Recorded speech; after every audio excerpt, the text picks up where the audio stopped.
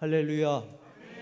하나님의 크신 은혜가 오늘 이 아침에도 저와 여러분들 가운데 충만하게 임하기를 주님의 이름으로 축복합니다. 축복합니다. 두 마리의 새가 있습니다. 관계가 어떻게 될까요? 아마도 오른쪽에 있는 새는 아빠 새 같지는 않지요? 엄마 새인 것 같습니다. 왼쪽에 있는 새는 아기 새, 새끼 새인 것 같습니다. 벌레를 잡아와서 아기에게 먹여주고 있는 어미새가 있고 그 먹이를 받아 먹기 위해 입을 벌리고 있는 아기 새가 있는데 여러분들에게 묻고 싶습니다. 누가 더 간절할까요? 누가 더 간절할까요? 저는 그렇게 생각합니다. 어미새가 더 간절합니다. 물론 아기새도 간절합니다. 그걸 먹어야 됩니다. 그러나 어미새만큼은 아닐 거라고 하는 겁니다. 저 벌레를 잡을 때부터 어미새는 간절했고 저 먹이를 먹여줄 때도 어미새는 이걸 잘 먹여야 되는데 간절할 것이라고 하는 것입니다. 저 벌레가 잘못 떨어져서 땅에 떨어지게 되면 어미새는 간절한 마음으로 또 금방 내려가서 그 벌레를 물고 올 것이라고 하는 것입니다. 누구를 닮았습니까? 저 입을 벌리고 있는 저 아기 새의 모습은 어쩌면 저와 여러분들의 모습을 닮았습니다. 누구를 닮았습니까? 저 벌레를 잡아온 어미새의 모습은 바로 우리 하나님의 모습을 닮았습니다. 하나님은 오늘 저와 여러분들에게 은혜를 주시고 싶어 합니다. 우리는 하나님의 은혜를 기다립니다. 누가 더 간절합니까? 누가 더 간절합니까? 이렇게 한번 같이 고백하겠습니다. 하나님이 더 간절하십니다. 그냥 가지 맙시다. 그렇습니다. 하나님이 더 간절하십니다. 어미새가 벌레를 잡아왔습니다. 아기새는 무엇을 해야 됩니까? 뭘 해야 되는 것이 아닙니다. 입을 벌리면 나머지는 어미새가 알아서 할 것이라고 하는 것입니다. 우리는 오늘 무엇을 해야 됩니까? 하나님은 그렇게 말씀하십니다. 나는 너를 애굽 땅에서 인도하여 낸 여호와 내 하나님이니 내 입을 크게 열라 내가 채우리라. 할렐루야. 입을 열면 하나님이 하신다라고 하는 것입니다. 오늘 여러분들 축복하고 싶습니다. 오늘 여러분들에게 간절한 마음으로 말씀을 전하시는 하나님 앞에서 우리도 간절한 마음으로 입을 크게 여는 은혜의 시간이 되어지기를 주님의 이름으로 축복합니다. 축복합니다. 우리 교회 이름이 있습니다. 무엇입니까? 인천 은혜교회입니다. 인천에 은혜교회가 또 있을까요? 또 있습니다. 많이 있습니다. 그래서 종종 다른 은혜교회 우편물이 우리 교회로 그렇게 오기도 합니다. 그렇게 교회 이름에 은혜를 많이 사용하는 이유는 은혜라고 하는 단어가 교회와 참 어울리는 단어이기 때문이라고 하는 것입니다. 은혜는 은혜가 되는 단어입니다. 그리고 은혜는 제가 아주 좋아하는 단어입니다. 말씀을 마치고 뒤에서 여러분들과 인사를 나눌 때 제게 가장 은혜가 되는 말이 있습니다. 그 말이 어떤 말이냐 하면 목사님 은혜 받았습니다 하는 말입니다. 다른 인사 많이 받아봤습니다. 목사님 오늘 멋있어 보입니다. 넥타이가 구두가 멋있습니다. 다 소용없습니다. 은혜 받았습니다 하는 말이 최고입니다. 저 좀 보세요. 가르쳐 드리는 겁니다. 목사님을 위로하고 싶거든. 은혜 받았습니다. 그 말 한마디면 큰 은혜를, 큰 위로를 받게 됩니다. 상대적으로 제가 부담스러워하는 단어가 있습니다. 제가 피하고 싶어 하는 단어가 있습니다. 그 단어는 상처라고 하는 단어입니다. 목사님, 이 무슨 일이 잘 안 되고 있습니다. 목사님, 어디가 아픕니다. 이런 이야기를 들을 때도 제가 속이 상하지만 더 속상한 말은 목사님, 저 상처받았습니다 하는 말입니다. 참 부담이 되는 말이고 또 제가 무서워하는 말입니다. 저 좀 보세요. 가르쳐 드리는 겁니다. 내가 우리 담임 목사님 한번 겁을 줘야 되겠다 하시는 분이 있으면 목사님 상처받았습니다. 이 말 한마디면 제가 겁을 덜컥 먹게 될 것입니다.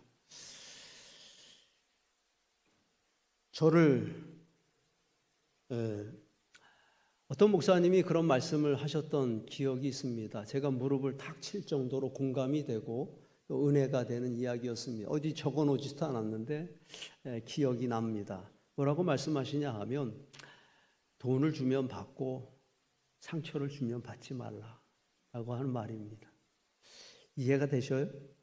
우리도 한번 같이 고백합시다. 돈을 주면 받고 상처를 주면 받지 말자.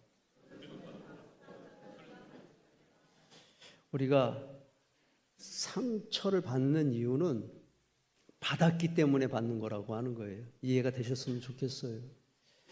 그 돈이 내 돈이 되는 이유는 저 사람이 줬기 때문이 아니라 준 것을 내가 받았기 때문에 내 돈이 된 것처럼 저 사람이 상처를 줬기 때문이 아니라 그 상처를 내가 덜컥 받았기 때문에 상처가 나의 상처가 되는 것이라고 하는 거예요. 이해가 되셨으면 좋겠습니다. 돈을 주면 받으십시오. 상처를 주면 받지 마십시오. 오늘 말씀을 보면 제가 그렇게 무서워하는 부담스러워하는 단어 상처라고 하는 단어가 계속해서 나옵니다. 몇 번이나 나오냐 하면 4번이나 나옵니다. 12절 말씀 내 상처는 고칠 수 없고 13절 말씀에도 내 상처에는 약도 없고 15절 말씀 너는 어찌하여 내 상처 때문에 부르짖느냐. 그리고 마지막 절 말씀이지요.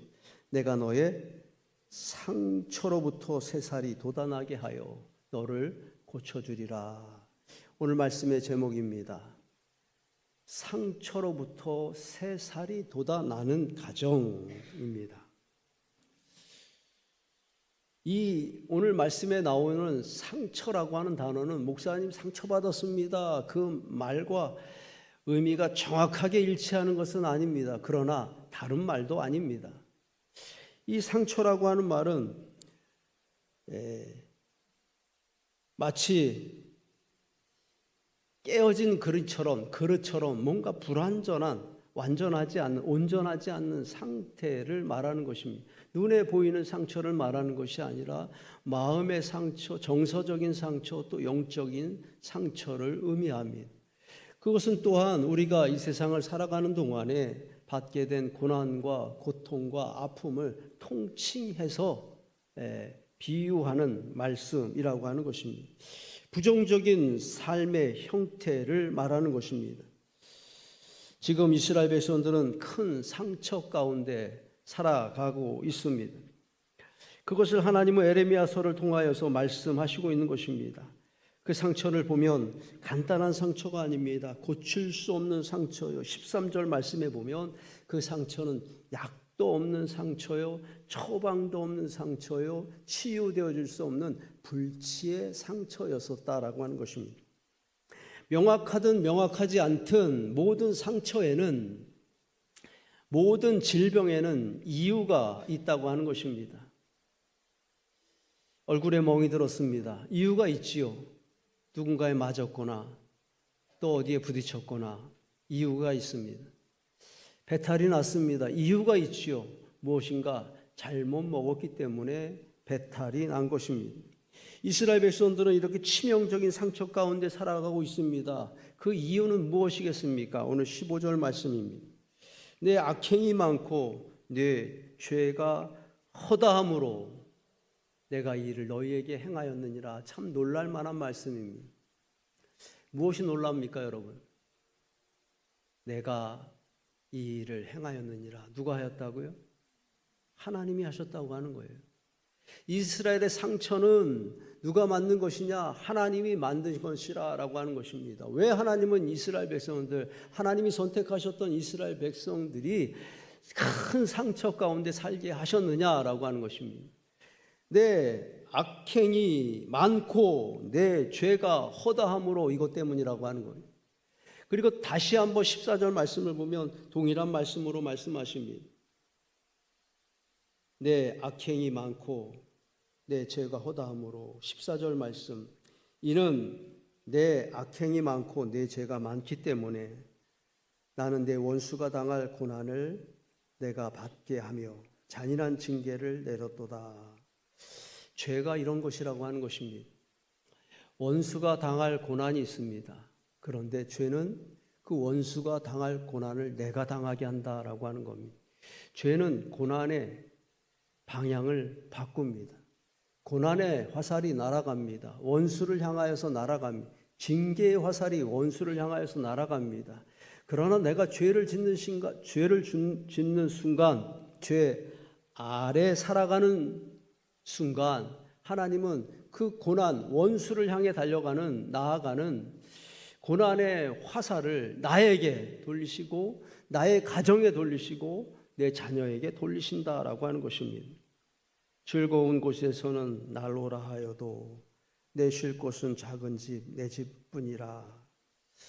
집이 그런 것입니다. 가정은 세상 즐거운 곳이 많이 있지만 가장 즐거운 곳이고 가장 편안한 곳이고 가장 행복해야 할 곳입니다. 그러나 상처가 없는 가정은 없다라고 하는 것입니다. 인정하고 싶지 않지만 우리 가정에도 상처가 있습니다. 무엇 때문입니까? 이 상처는 도대체 어디에서 온 것입니까? 여러분, 어떤 상처는 아버지에게서 온 상처가 있습니다. 어떤 상처는 엄마가 만든 상처도 있습니다. 부모는 누구나 할 것 없이 자녀들에게 잘하고 싶어 합니다. 그러나 내가 원치 않았지만 어느 순간 내 자녀들은 나 때문에 상처를 받기도 한다고 하는 것입니다. 뿐만 아니라 자녀 때문에 부모님이 받는 상처도 있다고 하는 것입니다. 공감이 되시는 어머니 아버지들은 고개를 살짝 좀 끄덕여 주시면 그렇지요.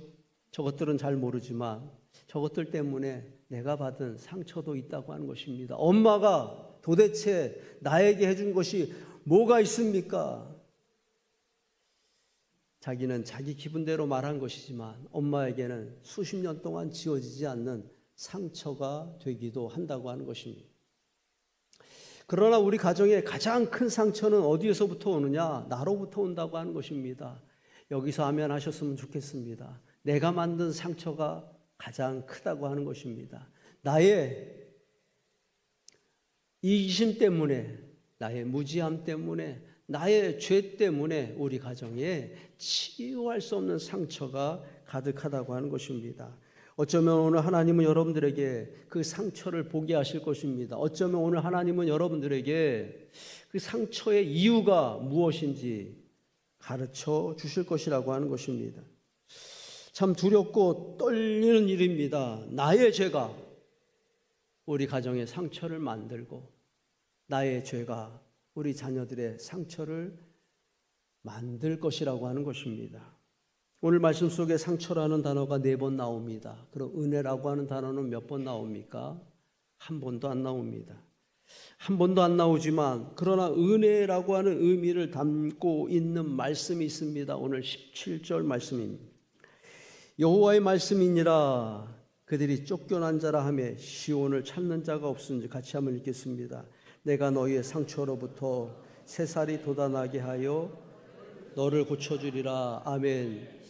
새 살이 돋아나게 하여 새 은혜를 주시겠다고 하는 것입니다. 은혜입니다. 너를 고쳐주리라. 은혜라고 하는 것입니다.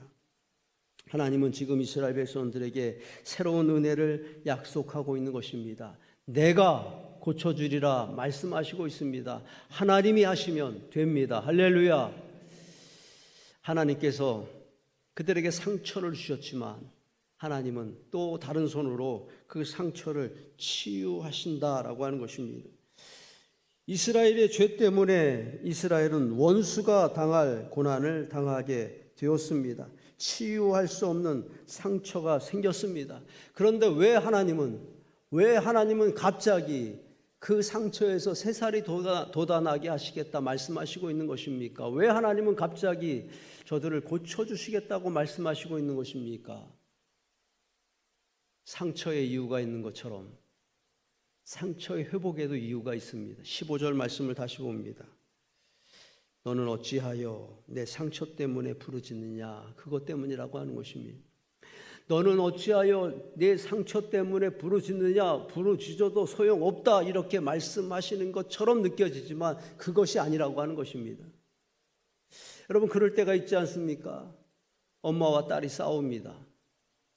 딸이 화가 나서 자기 방으로 들어가서 문을 닫습니다. 엄마도 화가 나면 어지간하면 문을 열고 좀 달래줄 텐데 그냥 내버려 둡니다. 다음 날 아침 어제 그렇게 화를 냈던 딸이 엄마에게 와서 안방에 들어와서 엄마를 뒤에서 이렇게 안아줍니다. 그러면서 엄마 나 배고파 이렇게 말합니다. 엄마 되신 분들 뭐라 그러겠습니까? 어찌하여 내게 부르짖느냐 이렇게 말하지는 않을 것이라고 하는 것입니다. 아무 일도 없었던 것처럼 이미 다 준비해 놓았던 그 아침밥을 딸에게 차려줄 것이라고 하는 것입니다. 엄마의 마음입니다. 이 엄마의 마음이 바로 하나님의 마음이라고 하는 것입니다. 우리는 할 말이 없습니다. 우리는 원수가 당할 고난을 당해 마땅한 사람들이요, 그 잔인한 징계를 받아도 할 말이 없는 사람들이었지만 어찌하여 부르짖느냐? 우리가 기도할 때 하나님은 아무 일 없는 것처럼 다가오셔서 우리의 상처를 어루만져 주신다고 하는 것입니다. 한 손으로는 징계하시지만 한 손으로는 치유하시는 것이 하나님의 마음입니다. 같이 한번 고백하겠습니다. 소용없는 기도는 없습니다. 너무 늦은 기도는 없습니다. 그렇습니다. 그들의 부르짖음이 소용없는 기도가 아니었었다고 하는 것입니다. 그들의 부르짖음이 너무 늦은 기도가 아니었었다고 하는 것입니다. 내 마음대로 내 생각대로 살았지만, 고칠 수 없는 상처가 살았지만, 누군가 그 상처 때문에 원망할 때 누군가 그 상처 때문에 기도하는 사람이 있었고 하나님은 그 기도하는 소리를 들으셨다고 하는 것입니다. 그리고 하나님은 말씀하시고 있는 것입니다. 약속하시고 있는 것입니다. 상처로부터 새살이 돋아나게 하리라. 내가 너를 고쳐주리라. 어느 카페에 있는 테이블의 사진입니다. 나무가 갈라져 있습니다. 갈라진 나무는 사실은 테이블로 사용할 수가 없습니다. 좀 아깝지만 버릴 수밖에 없는 나무입니다. 그러나 보이십니까? 저 갈라진 나무가 아주 멋진 테이블이 되었습니다. 저기에 뭔가 나무 조각이 들어있지요. 더 이상 갈라지지 않게 하는 나무 조각이 박혀 있습니다. 보이셔요? 보이신다고 얘기를 해주셔야 됩니다. 보이셔요? 저 나무 조각의 이름을 혹시 아십니까? 아시는 분이 있나요? 저도 몰랐지만 찾아보니까 저 나무 조각이 보우타이키라고 부른다고 합니다. 보우타이가 뭔지 아시는 분이 있으십니까? 신영민 권사님 한번 자리에서 한번 일어나봐. 그거 잘 보이게 해봐요. 이렇게 영상으로 한번 보여주시면 좋겠어요. 찬양하는 사람들이 뭐 특별한 찬양을 부를 때 매는 나비 넥타이가 있잖아요. 그 나비 넥타이를 보우타이라고 하는데 오늘 그거 왜 메고 오셨어요?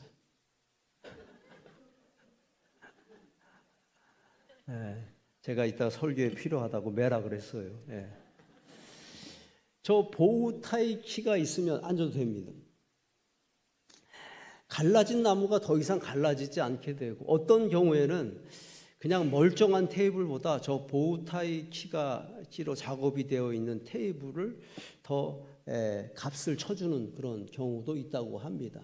보우타이 키가 있으면 버려져야 할 나무가 작품이 된다고 하는 것입니다. 우리 가정에 상처가 있습니다. 우리 가정이 갈라지고 있습니다. 더 이상 갈라지면 안 됩니다. 누군가 보우타이의 역할을 해야 된다고 하는 것입니다.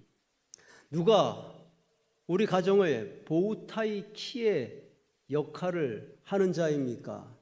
엎드려 기도하는 자입니다.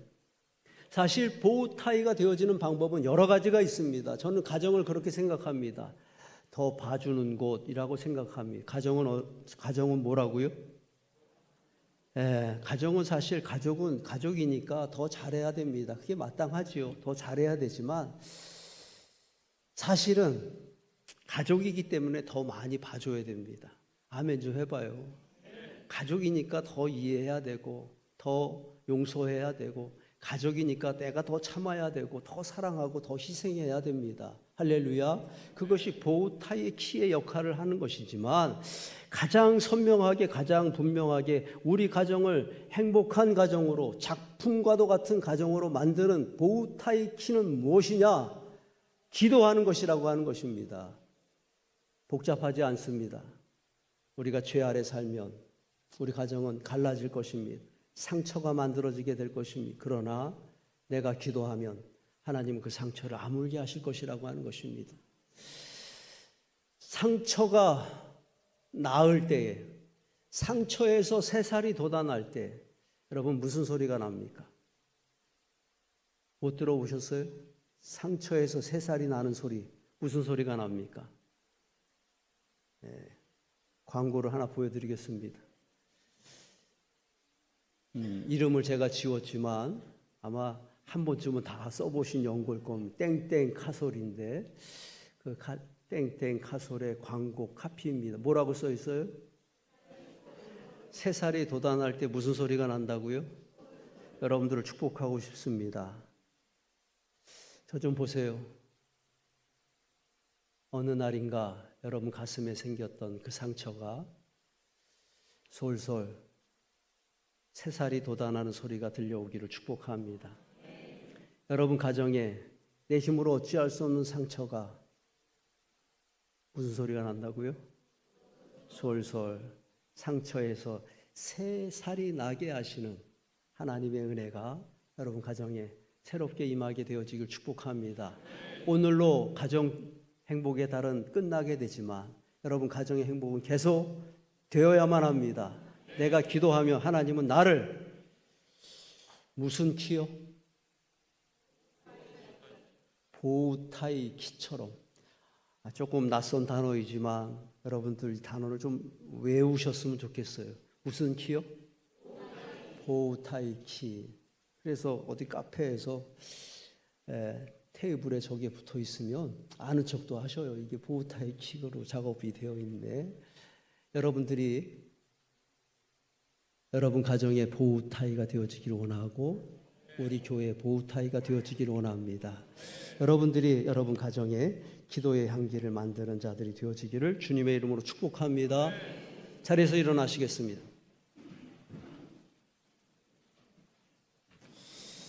기도하는 마음으로 같이 한번 고백합니다. 죄는 상처를 만듭니다. 죄 때문에 원수가 당할 고난을 당합니다. 죄 때문에 잔인한 징계를 받게 됩니다. 기도는 상처를 치유합니다. 내 상처 때문에 부르짖느냐? 상처 때문에 기도하는 자가 있었고 하나님은 그 기도를 들으셨습니다. 상처로부터 새살이 돋아나게 하리라. 이것이 하나님의 본심입니다. 이것이 하나님의 계획입니다. 죄는 상처를 만들고 기도는 상처를 치유합니다. 하나님, 내가 전에는 우리 가정에 상처를 만드는 자였지만 이제는 그 상처를 치유하는 자가 되겠습니다. 보우타이 키는 갈라진 나무를 작품이 되게 합니다. 내가 기도하는 자가 되겠습니다. 내가 우리 가정에 보우타이 키가 되겠습니다. 아멘.